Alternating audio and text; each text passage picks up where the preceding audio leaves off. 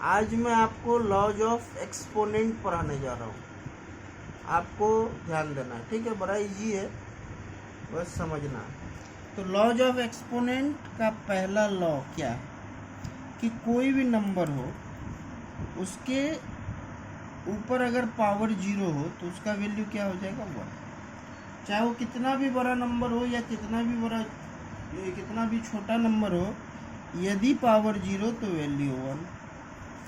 दूसरा law example लेते हैं, जैसे मान लो 10 टू दी पावर -5 है, लेकिन इसका भी अगर होल पावर क्या है 0, तो इसका वैल्यू क्या हो जाएगा 1। अगर कोई नंबर है उसका पावर है और फिर होल पावर है, यानी कि a का पावर अगर m है और होल पावर अगर n है, तो ये दोनों पावर आपस में क्या हो जाएगा, मल्टीप्लाई हो जाएगा, यानी कि ये हो जाएगा आपका a to the power mn। क्या हो जाएगा, a to the power mn। Example लेकर के समझाता हूँ।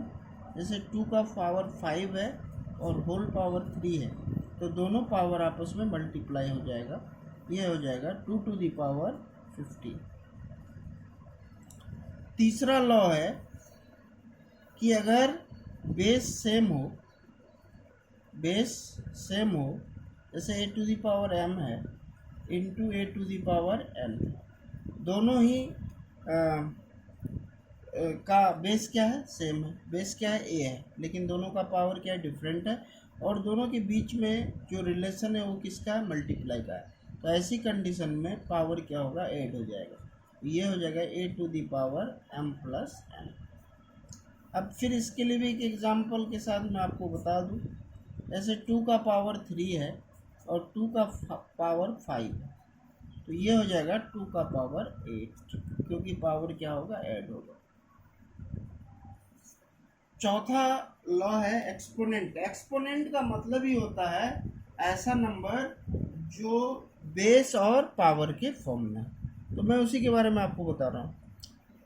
अब अगर सेम चीज़ हो, यानी कि बेस सेम हो और पावर अलग अलग हो, लेकिन दोनों के बीच रिलेशन क्या हो, इनटू का ना हो करके डिवाइड का हो, तो फिर पावर यहाँ प्लस हुआ था और यहाँ माइनस हो जाएगा, यानी कि ये हो जाएगा a to the power m minus n।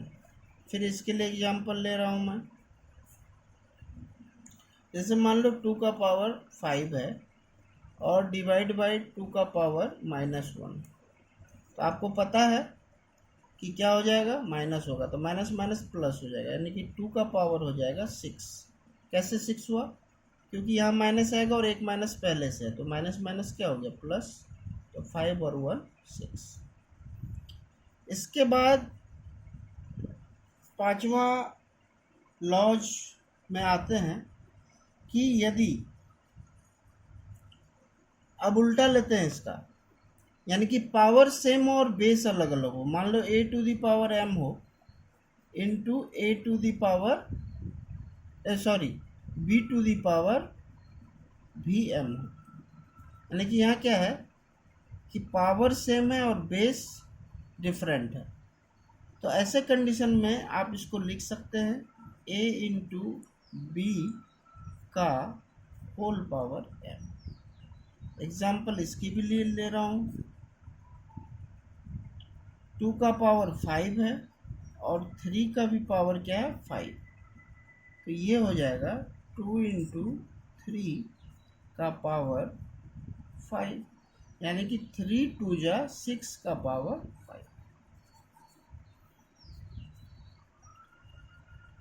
तो ये 5 लॉ बताया मैंने आपको। एक्सपोनेंशियल लॉ, एक्सपोनेंट यानी कि रियल नंबर अगर एक्सपोनेंट के फॉर्म में हो और बड़ा बड़ा एक्सप्रेशन हो, तो उसको जब आप सॉल्व करोगे तो ये सारे लॉज आपके काम आएंगे। तो आप इसका इस्तेमाल करके एक्सरसाइज सॉल्व करना। कोई भी दिक्कत हो मुझसे कांटेक्ट करना।